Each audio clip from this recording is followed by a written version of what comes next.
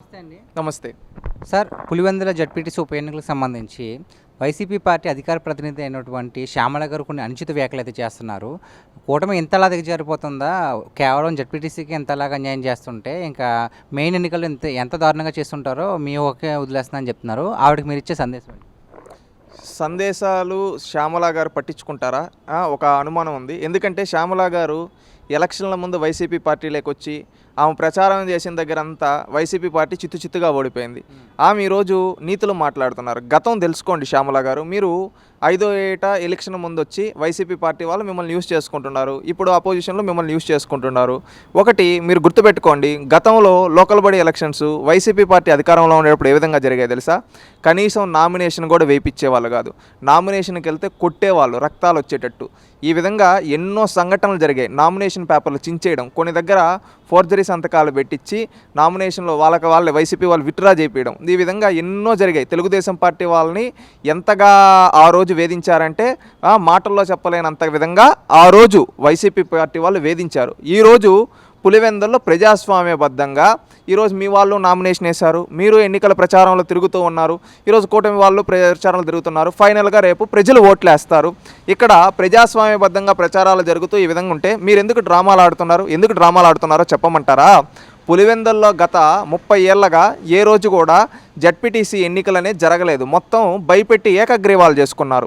ఈరోజు ప్రజాస్వామ్యబద్ధంగా తొలిసారి ఎన్నికలు జరుగుతూ ఉంటే వైసీపీ పార్టీ చిత్తుగా ఓడిపోతుంది అని తెలిసి భయంతో ఈరోజు మీరు ఏం చేస్తూ ఉన్నారు? ఎక్కడికక్కడ ఏదంటే పరిస్థితులను బట్టి ఈరోజు మీరు మాట మారుస్తూ ఈ విధంగా కూటమి ప్రభుత్వం పైన మీరు ఈ విధంగా అంటున్నారు. ఒక్కసారి గతం గుర్తు తెచ్చుకో. గతంలో ఎన్ని లోకల్ బడీల్లో మీరు అరాచకాలు చేశారు? ఈవెన్ కుప్పంలో కూడా ఆనాడు ముఖ్యమంత్రిగా చంద్రబాబు నాయుడు గారు ఆ రోజు అపోజిషన్ లీడర్గా ఉంటే, ముఖ్యమంత్రిగా జగన్మోహన్ రెడ్డి గారు ఉంటే, ఆ రోజు చంద్రబాబు నాయుడు గారు ప్రచారంకి వస్తుంటే అడ్డుకొని ఆ రోజు మీరు వేధింపులు గుర్తులేవా కుప్పంలో? అదేవిధంగా ఆ రోజు మీరు ఏ విధంగా చేశారు అరాచకాలు లోకల్ బడీ ఎలక్షన్స్లో? ఆ రోజు దేశం అంతా చూసి నివ్వెరపోయింది. ఈరోజు సాంప్రదాయంగా శాస్త్రీయబద్ధంగా ఈరోజు ఎన్నికలు జరుగుతూ ఉంటే మీకు వణుకు పుట్టుకుంది. అవునా కాదా? మీకు వణుకు ఎందుకు పుట్టుకుంటూ ఉంది? ఇన్ని రోజులు మీరు పులివెందుల్లో ఏకగ్రీవాలు అవుతున్నాయి, తొలిసారి ఎన్నికలు జరుగుతున్నాయి. ప్రజాస్వామ్యబద్ధంగా ఎన్నికలు జరిగితే వైసీపీ పార్టీ గెలవలేదు. ఎందుకంటే పులివెందుల ప్రజలు క్లియర్గా ఉన్నారు. గతంలో ఎమ్మెల్యే ఎలక్షన్స్లోనే ఓడించాల్సింది. అప్పుడు ఏదో సానుభూతి డ్రామాలు ఇవి చూశారు. ఇప్పుడు ఏంటంటే కూటమి ప్రభుత్వం వచ్చిన తర్వాత మంచి చేసేది చూసి ఖచ్చితంగా పులివెందుల్లో ప్రజలు మార్పు కోరుకుంటూ ఉన్నారు. ఎందుకంటే మన ఎమ్మెల్యే కనీసం శాసనసభకు కూడా పోవటం లేదు. మనం జడ్పీటీసీనన్నా గెలిపిస్తే మన మండలం అభివృద్ధి చెందుతుంది. అందుకని మనం ఖచ్చితంగా ఈ ఎన్నికల్లో తెలుగుదేశం పార్టీ కూటమి పార్టీ అభ్యర్థిని గెలిపియాలి అని చెప్పి ఈరోజు ప్రజలు సిద్ధంగా ఉన్నారు. 25 ఏళ్ళ 30 ఏళ్ళ చరిత్ర ఈరోజు తిరగ రాయబోతున్నారు. పులివెందుల ప్రజలు వైఎస్ కుటుంబాన్ని తరింగొట్టబోతున్నారు ఈ ఎన్నికల ద్వారా. దాంతో మీకు వణుకు పుట్టుకుంది. ఈరోజు డ్రామాలు ఆడుతూ ఉన్నారు. ఓటుకు 10,000 పంచే వరకు ఈ విధంగా చేస్తున్నారని ఆరోపణలు ఉన్నాయి. ఈ విధంగా ఇన్ని చేస్తూ ఉన్నారు. మీరు దిగజారిపోయి ఏంటంటే ఇప్పుడు డ్రామాలు ఆడుతూ ఉన్నారు. రేపు ఓడిపోయిన తర్వాత ఏదో ఒకటి కథలు చెప్పాలి కదా. దానికోసం ఈరోజు గ్రౌండ్ ప్రిపేర్ చేసుకుంటున్నారు. మీరు ప్రజాస్వామ్యబద్ధంగా ఎన్నికల్లో ఈరోజు మీరు ప్రచారం చేసుకుంటున్నారు. ఒకప్పుడు కూటమి పార్టీ వాళ్ళని ఆ రోజు మీరు గతంలో గుర్తు చేసుకోండి. లోకల్ బడ్డీలో కనీసం నామినేషన్లన్నా వేయించారా? నామినేషన్ పేపర్లు చించేసిన నీ చరిత్ర ఇది. ఈరోజు పులివెందుల్లో మీ పార్టీ వాళ్ళే 11 మంది ఇండిపెండెంట్లుగా వేసుకో అన్నారు. గుర్తుందా? పేరుకు వైఎస్ఆర్సీపీ పార్టీ అతను ఒక అభ్యర్థి ఉన్నా మిగతా 9 మంది మీ పార్టీ వాళ్ళు ఇండిపెండెంట్లుగా వేసుకున్నారు నామినేషన్లు. అది మీ చరిత్ర. ఈ విధంగా ఇంతమంది వేసుకొని ఈ విధంగా చేసుకుంటూ ఉంటే ఈరోజు ఓడిపోతున్నాము, ఇన్ని చేసినా మనం గెలవలేమనే భయంతో ఈరోజు దొంగ నాటకాలు ఆడుతూ ఉన్నారు. ఒకటి గుర్తుపెట్టుకోండి, మీ నాటకాలు ఇంకా చెల్లవు. పులివెందుల ప్రజలు చైతన్యవంతులయ్యారు. ఖచ్చితంగా పులివెందుల్లో తెలుగుదేశం పార్టీ జెండా ఈ జడ్పీటీసీ ఎలక్షన్లో ఎగురుతుంది. ఎంతమంది అడ్డుకున్నా పులివెందుల ప్రజలు వాళ్ళ ఓటుతో తొక్కుకుంటూ పోతారు. గుర్తుపెట్టుకోండి.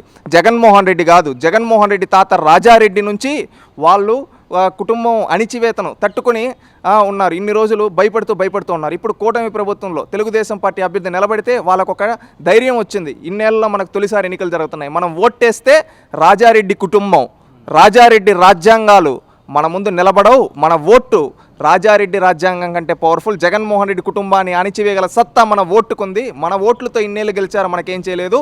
తొలిసారి మనం భయం లేకుండా ఓటేసే ధైర్యం తెలుగుదేశం పార్టీ కూటమి ఇచ్చింది. ఖచ్చితంగా మనం ఓటేద్దాం, మనకు నచ్చిన నాయకుడిని ఎన్నుకుంటాం. ఈరోజు ఎంతమంది వచ్చిన సాక్షాత్తు జగన్మోహన్ రెడ్డే కంటెస్ట్ చేసినా మేము ఓడించగల సత్తా మాకుంది అని పులివెందుల ప్రజలు నిరూపిస్తూ ఉన్నారు ఈ జడ్పీటీసీ ఎన్నికల ద్వారా. రేపు ఎన్నికలు జరుగుతున్నాయి, ఖచ్చితంగా బంపర్ మెజారిటీతో తెలుగుదేశం పార్టీ జడ్పీటీసీ అభ్యర్థి మారెడ్డి లతారెడ్డి గారు గెలుస్తారు. నేను పులివెందుల ప్రజలను కోరేది కూడా ఒక్కటే, పులివెందుల ప్రజలారా ఆలోచించండి. 1978 నుంచి ఈ రోజుటి వరకు ఒక కుటుంబానికి మనం ఓటేస్తూ వచ్చాం. ఏం అభివృద్ధి చేశారు? ఫ్యాక్షనిజం అనేది వాళ్ళ చేతుల్లో పెట్టుకొని మన బిడ్డల్ని వాళ్ళ చుట్టూ వీళ్ళు పాలేగాళ్ళ రూపంలో ఉండి మన పిల్లల్ని వాళ్ళ చుట్టూ తిప్పించుకున్నారు. కానీ ఏ రోజన్నా మన పిల్లల భవిష్యత్తు గురించి ఆలోచించారా? మన ప్రాంతం అభివృద్ధి గురించి ఆలోచించారా? మనం వేసిన ఓట్లతో వాళ్ళు రాష్ట్ర స్థాయి, జాతీయ స్థాయి పదవులు అనుభవించారు. కానీ ఏ రోజు పులివెందుల అభివృద్ధి గురించి రాజశేఖర్ రెడ్డి కుటుంబం, రాజారెడ్డి కుటుంబం, జగన్మోహన్ రెడ్డి కుటుంబం ఆలోచించలేదు. తొలిసారి రాష్ట్రమంతా అభివృద్ధి చేస్తూ మనం ఆ రోజు ఓట్లు లేకపోయినా కానీ మన ప్రాంతానికి నీళ్ళు ఇచ్చిన చరిత్ర చంద్రబాబు నాయుడు గారిది గుర్తు చేసుకున్నాం. ఈరోజు సతీష్ రెడ్డి ఏమంటే మాట్లాడొచ్చు. ఇదే సతీష్ రెడ్డి నాడేం చెప్పాడు? మన ప్రాంతం 4 దశాబ్దాలుగా ఒక కుటుంబానికి ఓట్లేస్తూ ఉంటే కనీసం నీళ్ళు ఇవ్వలేదు. మన ప్రాంతానికి నీళ్ళు ఇచ్చిన వ్యక్తి, మనకు డ్రిప్ పైన సబ్సిడీ ఇచ్చిన వ్యక్తి చంద్రబాబు నాయుడు గారు. మన ఓటుతో ఈరోజు మనం ఓటేసి పులివెందల్లో మారెడ్డి లతారెడ్డి గారిని గెలిపిద్దాం, ప్రజాస్వామ్యాన్ని గెలిపిద్దాం. ఎందుకంటే ఈ రాజశేఖర్ రెడ్డి కుటుంబం, రాజారెడ్డి కుటుంబం, జగన్మోహన్ రెడ్డి కుటుంబం మనల్ని వాడుకుని మన ఓట్లతో పదవులు అనుభవించారు. కానీ ఏ రోజు మన మేలు గురించి ఆలోచించలేదు. మనం ఓడించినా మన అభ్యున్నతి కోసం కృషి చేశాడు చంద్రబాబు నాయుడు గారు. ఆ రోజు పగలు ప్రతీకారాలు చూడలేదు.